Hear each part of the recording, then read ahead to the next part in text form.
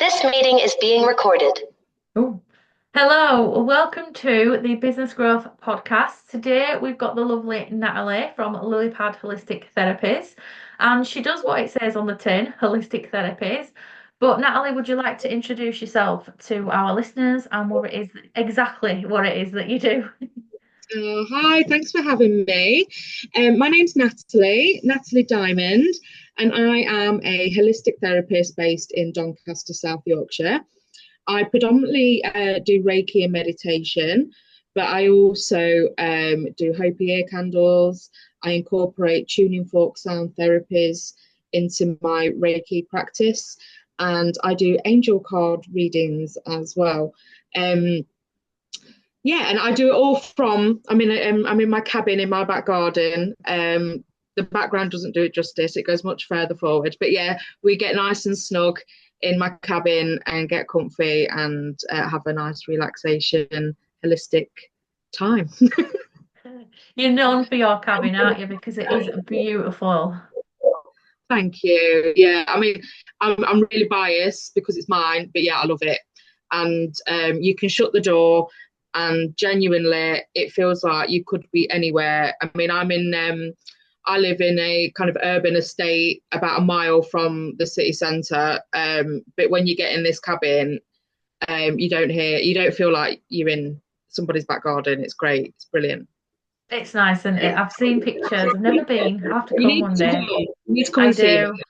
I've heard a lot about it as well. The first time I met you, Nat, like everybody was talking about your cabin. I was like, oh, what's this?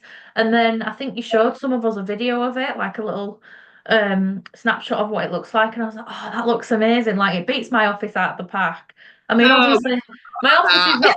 not it's not built for relaxation. Obviously, your space is, but it is amazing to have for your clients to come. It's like a little hideaway in it. It's beautiful.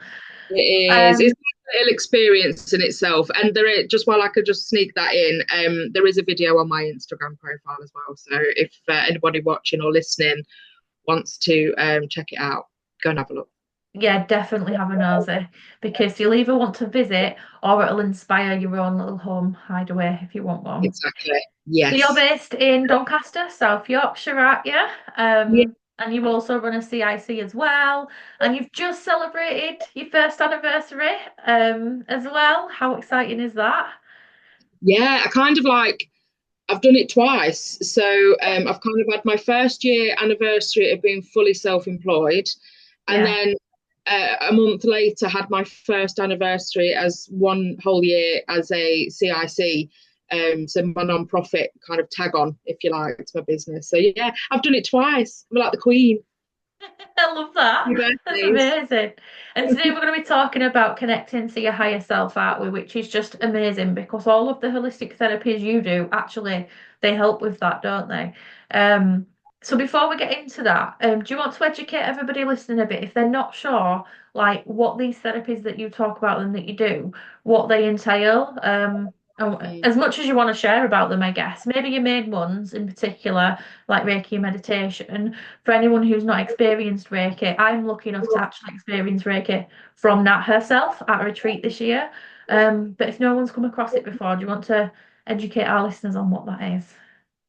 Yeah, well, please feel free to cut me off short because I can rabbit on about it for ages. Um, Reiki is very much a energy healing process. It's very meditative in itself. You as the client, basically, you need to do nothing for about, whether it's half an hour or more, depending on who you have your Reiki practice with. You basically do nothing and relax, and you allow us, the practitioners, the healers, to come around you, channeling universal life energy, which is what Reiki means.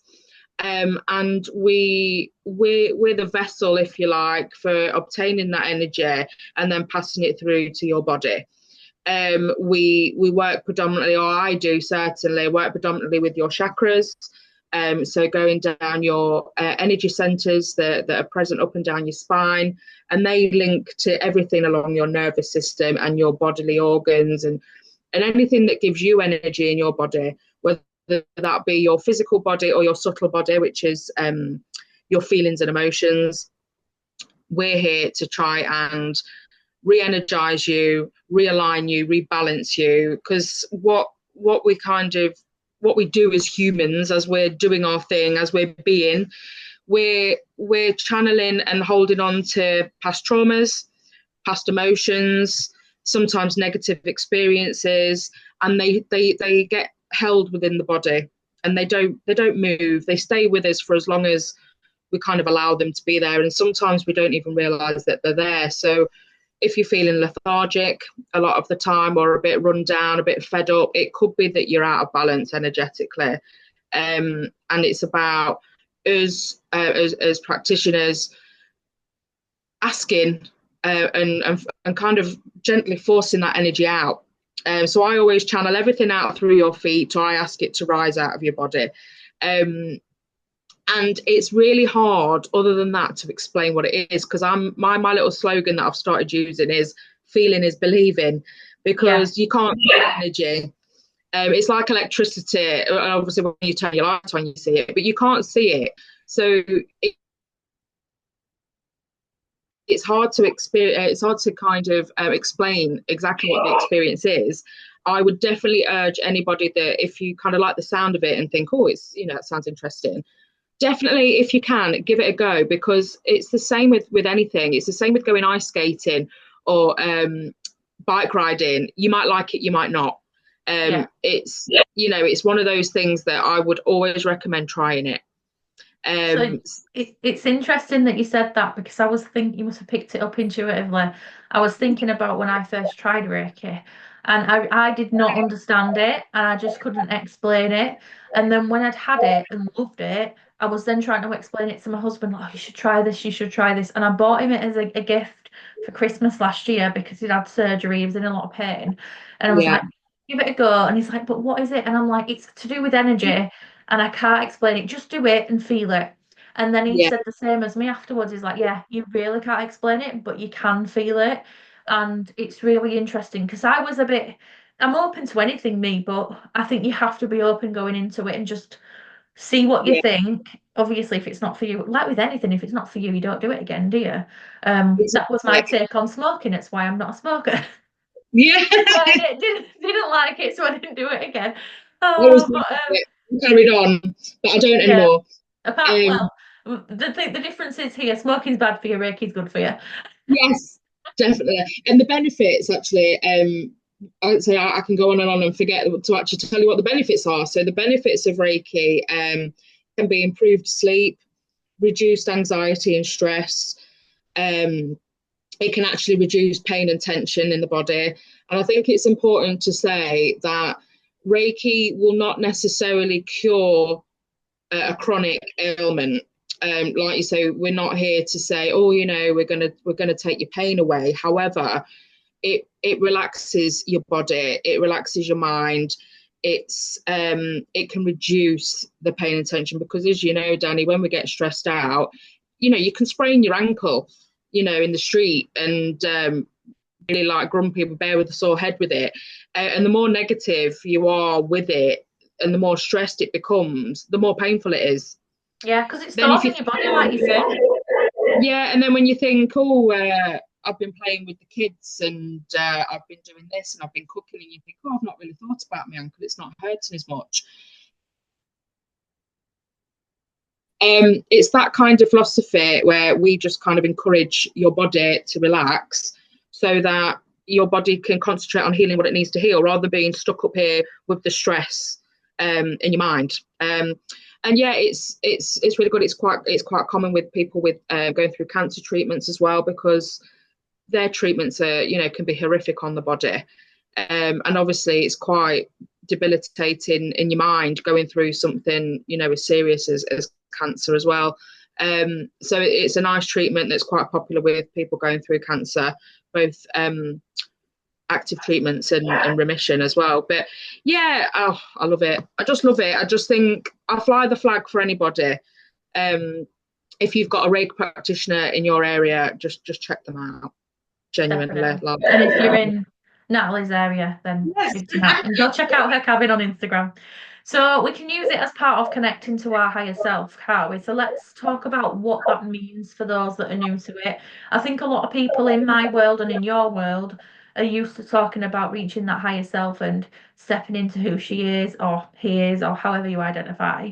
But in terms of like from your point of view, how would you explain what your higher self is?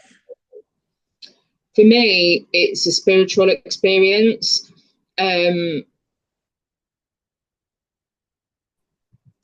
And sometimes when you say spiritual experience, you have these visions of, sitting there with your legs crossed and, all the beads and all the insert and everything. It's not always like that. It's like your aura in a way. I just feel like your higher self is you at your very best.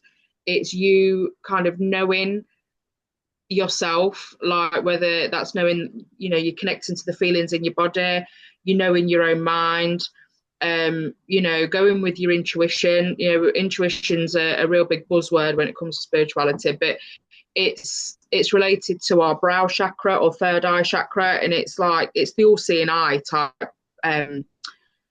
analogy. It's kind of knowing what you want, seeing what you want, and manifesting what you want, and listening to those thoughts, and not letting your ego come in and talk you out of it, And during Reiki meditation, you can your higher self can present itself to you in all sorts of different visions. It's like dreaming, being awake, being conscious. It's conscious dreaming. Or lucid dreaming, seeing it come in. It's so hard to explain, but yeah, it's very much. I mean, I had a lady this week, and she saw a Native American man during her Reiki experience. Sometimes I will channel in guides. On this particular occasion I didn't, because she needed a lot of rebalancing, so I kind of concentrated on that. But afterwards she said that a gentleman, a Native American, came to her and she saw him vividly. What that means for her, we don't know yet, because obviously that's for her to tap into. And she saw lots of colours. So it's, people have different experiences. Your higher self might be a physical feeling, it might be tingling on the skin, it might be kind of being in tune with your body. Or it could be connecting to your guides and letting them kind of guide you and kind of it going along that way. Yeah. It's amazing to do as well and practice. I've done a couple of I think the first time I did it was a meditation in particular where we were stepping into our higher self, and it was very new to me, but I'm open, and it was really nice. And then I did a bit of, I think it was like timeline therapy with one of my coaches, and she took me to my future self. Like she took me back and then she took me forward, and this future version of me had this purple dress on because I love it and it's comfortable and I felt good in it. But she'd started working on her health, and she was at the best place she'd ever been on. She had a wardrobe full of dresses, and actually I've stepped into that now, so I need to kind of open up to that next higher version, because we are ever evolving, aren't we? But it does feel amazing to see it before it's a thing, before you're stepping into her, but connect with her. I think it's really important, isn't it, to connect. It is. And for me, future self and higher self are different. Yeah. So I mean, they're very, because for me, your higher self showed you your future self. Yeah, because your higher self, like you say, is the best version of you.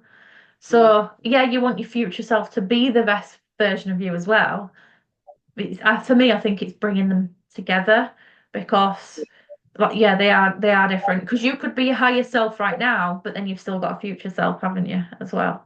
Yeah, it's like, it's always kind of checking in, because another holistic coach that we both follow, actually, she said something to me that really resonated during a retreat, and that was that your body is always trying to do its best for itself. Yeah. So whatever we're doing to our physical body, our body is trying to do the best for it, to keep it going. So if we're abusing it with food and alcohol, and drugs, or, you know, burning the candle at both ends. The body's always trying to right those wrongs. And I got me thinking about that for the spiritual self.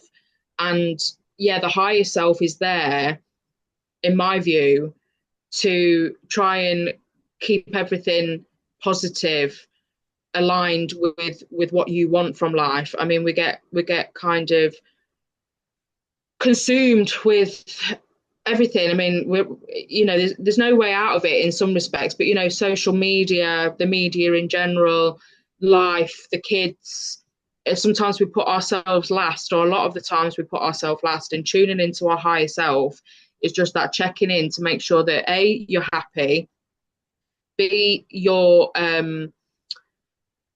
you feel like you're on the right path, you're doing what you want to be doing, you know, being kind to yourself, and then looking at your future self, looking at your wants and your needs, and like I say, stepping into that, kind of not going, oh yeah, I really need ABC, but I need to do XYZ first. Right, yeah, I better go and do XYZ first. Of course, we still need to do our other things, but it's not losing sight of what you need for you. It's imagining your body, we're the souls within our, this is just a like a bodysuit, isn't it? It's like, Yeah. you know, we're all different, and our higher selves make us that different person. And it's just kind of, whether that be concentrating more on your health, because, you know, that's going to make you at your optimum, whether it's you concentrate on your mental health because, you know, you're not feeling too great at the moment. Yeah, it's kind of meditation. So moving on to meditation, it can kind of help you relax and kind of help you reconnect to both your physical body.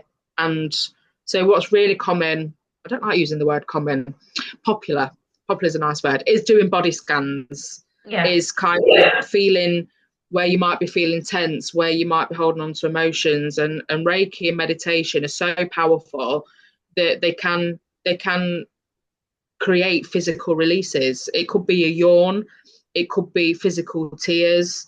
Yeah, it's amazing. One of my so I've got a hypnotherapist that also does Reiki. I don't do Reiki with her, I do hypnotherapy, but when she has done Reiki in the past, when I come in, it releases through her, like in her belly. So she starts with like bubbling noises. So she'll be doing it. And it's so funny. It's like she's taken that energy from me, and it shows up in her. So she's like, at the end, she's like, "I'm so sorry, excuse me, but I understand now that it's just the energy release, and it's not because she skipped a meal and she's hungry. No, It it's just weird. prevents itself." I've been like, because I call myself a creeper, and I think that's probably not the best vision for people. But I always say, oh, you know, you relax. I'll be creeping around you nicely and channeling the energy. And on one occasion, my knees were clicking. Every time I was walking down, my knees were clicking. And to yourself, it sounds so much louder, doesn't it? Yeah. When your body's kind of. And I was thinking, oh, and I did say, I don't suppose you have kind of problems with your knees. And she said no, which is fine. She's no, I don't. But I says, oh, just keep an eye on them, because it was so unusual for me to be clicking like I was. Yeah, I mean, it could be nothing, but it just might be that something that was releasing in my body that I was picking up from her. But yeah, that was interesting. And sometimes you get that feeling where you just want to, you know, get stuck in your throat, and you kind of get this. It's so hard to explain. But yeah, physical sensations and feel a release. Yeah. So yeah, It's going back to feeling is believing, like you said, isn't it, really, with it? Because I've been there as well, and I've felt other people's energy, or they've picked up on mine, especially throat chakras, like you say as well. How can we consciously connect with our higher self, especially if we want to, if anyone's listened to this and they think, oh, I want to give that a try, what would you recommend to consciously connect with her or him or they? Yeah, meditation is probably the first step. And like I said earlier, sitting with your legs crossed is amazing.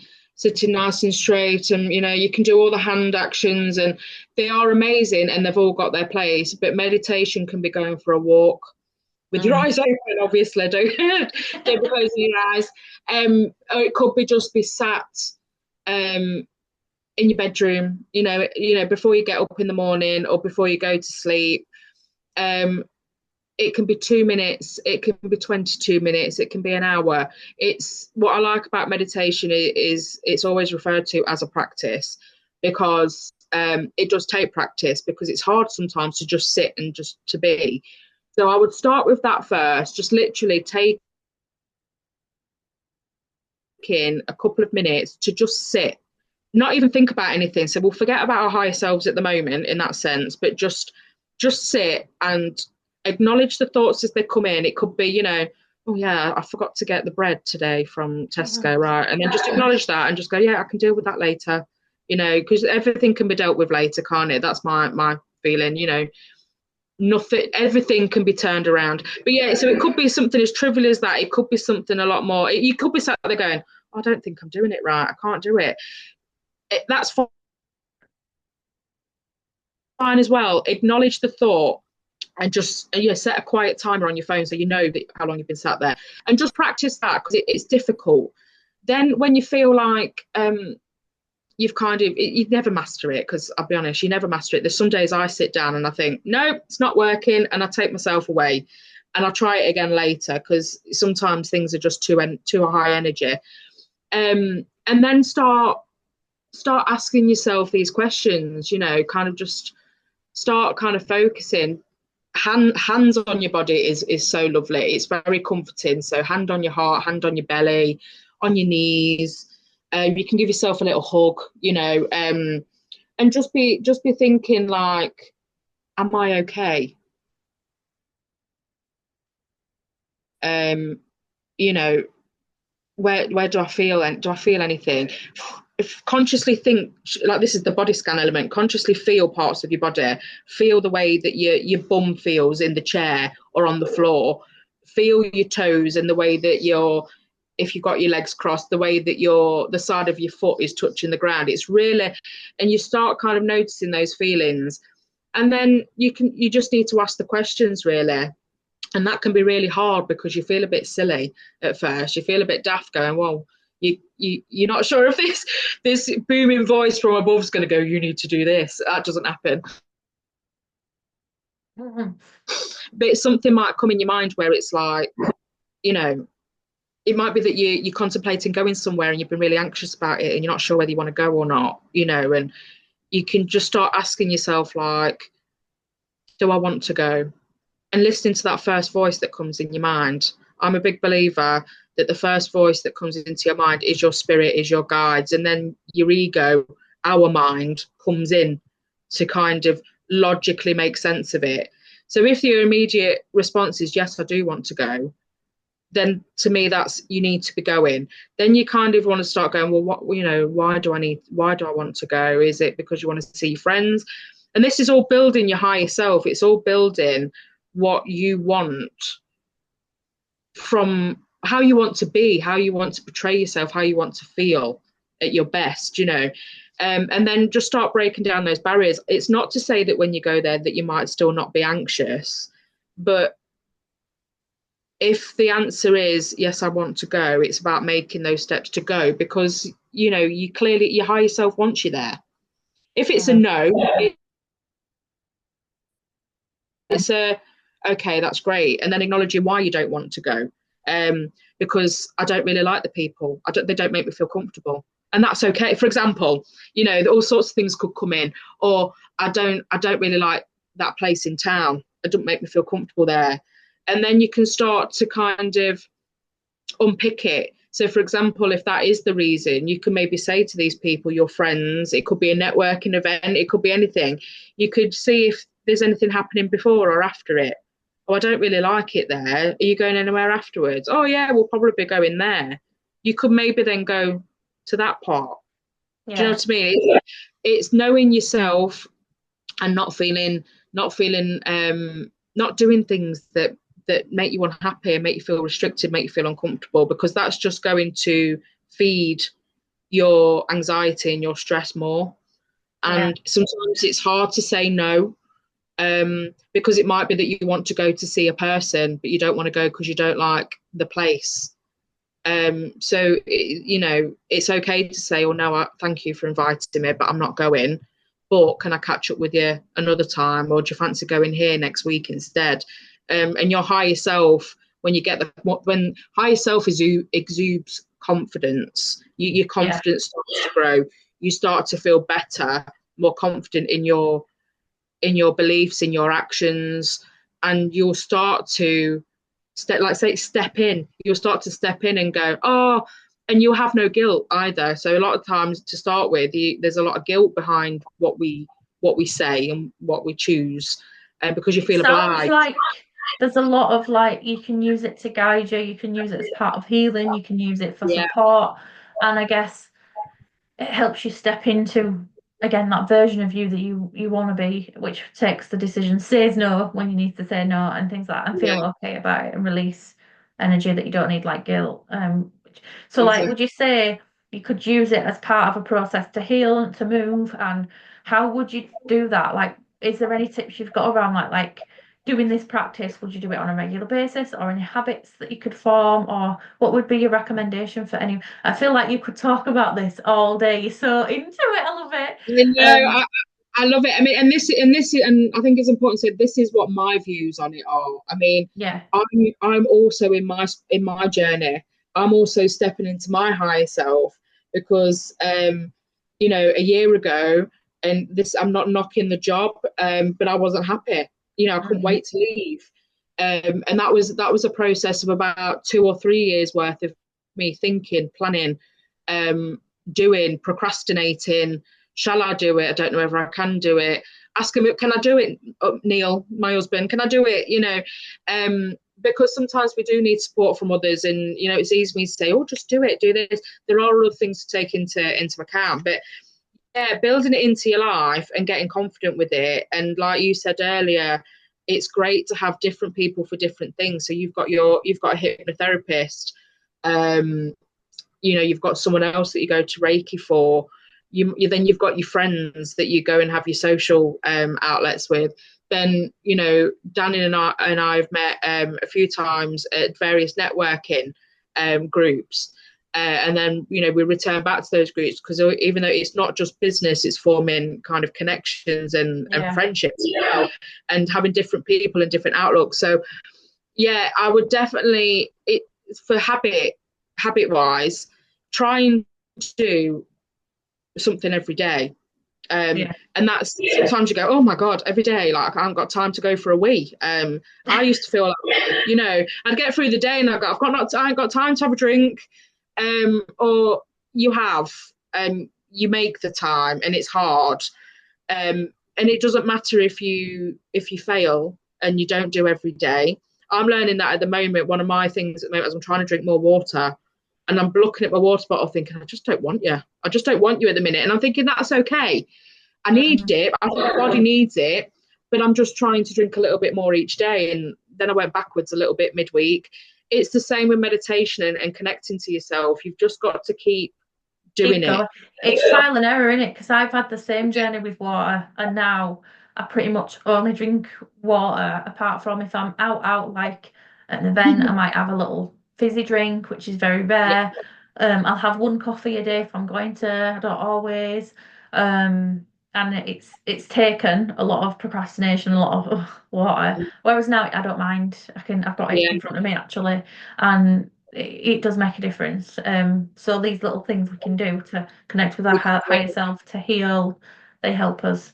It's just keeping, and I guess coming back to it, then doing and remembering why you're doing it. Like, obviously thinking it's for our health, but then so is your healing journey and connecting with your higher self.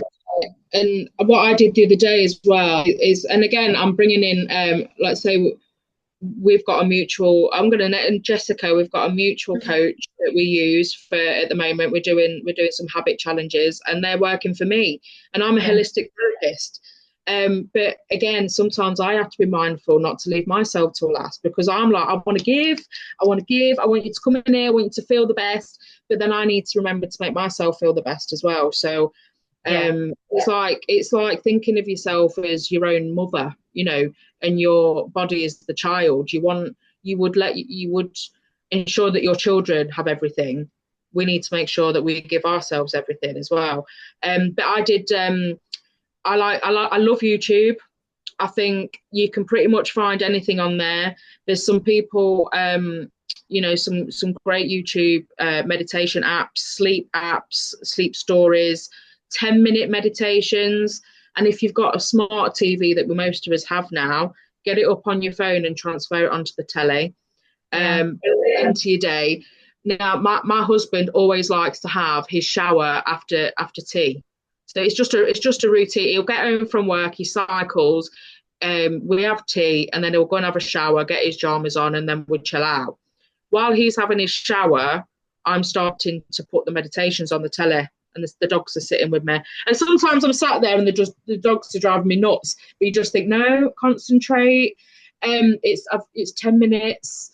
Unless, you know, obviously you've got to watch your kids as well. Unless there's complete havoc going on, you can 9 out of 10 manage. It might not be a perfect 10 minutes. It doesn't have to be perfect. It's when you start breathing and concentrating on your breath, your heart rate slows down.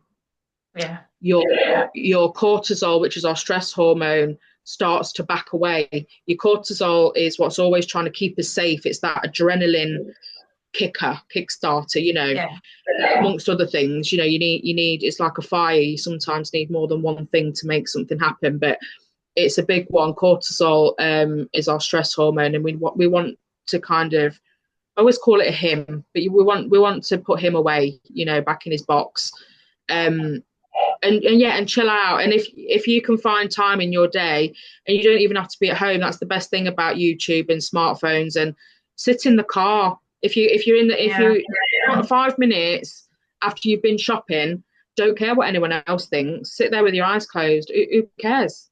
I love that. So much value, Natalie. Oh my God, I feel like we've got so much more to share as well, but we are running out of time. That's amazing. Thank you so much for sharing all of that with us. If anyone wants to come and hear more, because clearly have so much to give, where can they come and find you? So, well, considering I like to talk, I don't do a lot of talking on my social media. I do in typing, obviously, but I'm on Facebook. I'm on Instagram. I'm also on TikTok, but that's a new journey in itself. I always thought TikTok was for the younger people, but it's not. It's for everybody. But yeah, so I'm growing on social media. I'm also on LinkedIn. And again, I must admit, I've backed away a little bit from LinkedIn because the professional aspect to it scares me. But that's something that I want to step into. My higher self is going to start reaching out to more professional outlets soon. But yeah, so I'm on 4 kind of social networking platforms.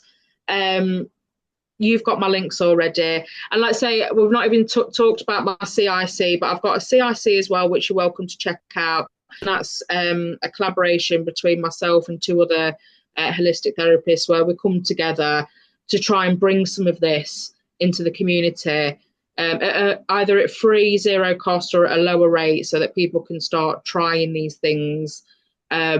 Because sometimes, you know, it's an investment. Having your nails done, your hair done, having Reiki, meditate, it's an investment, and sometimes it adds up, you know. So we've hopefully got that aspect covered as well, as and when the right funding comes up that we can tap into. But yeah, and reach out as well. I don't mind you asking me questions and going somewhere else. It doesn't bother me. I just feel like that's part of me giving as well. So if you've got any questions about Reiki and you feel that you can ask me, you're welcome to send me a DM, and I'll do my best to answer it. So we've got 2 places to find you. We've got the Lily Pad Holistic Therapies and Diamond Soul Healing CIC as well. And the question that I ask all of my guests, that's going to throw you off because I didn't prepare you for this, is what would be your best tip for being organised within your business? Can I swear on this? Yeah. I'm really shit at organisation. I used to think I was really good at it, but I'm not. I'm absolutely shit. The best tip that I'm learning is planning. is taking the time. And I'm terrible because I'd rather make the time to sit and listen to a meditation than plan what I need to do for business. How bad is that? But it's not just for business, is it? Organisation can be just in your home as well. So I love what you do, Danny. Like, you're very business orientated, but your strategies can be for anything. Sitting down and planning it, and it doesn't have to be full on spreadsheet. It could just be writing it down. Yeah, it can. You don't have to do what I do. Absolutely. Your top three, just plan, have it written down, because when it's written down, it helps me anyway think tick, tick. And if I don't do it, it's like, but I did those other two things. So sometimes it can make you feel good to have it written down, and then you just transfer it on to the next day. That's what I do. I do that too, though, as well as organised I am. It happens sometimes. Yeah, better organisation, I think, comes with a plan. Definitely. Yeah. Thank you so much for joining us. We're going to have you back again, because there's so much you can share. But thank you so much, Natalie. Thanks, Danny. Thank you.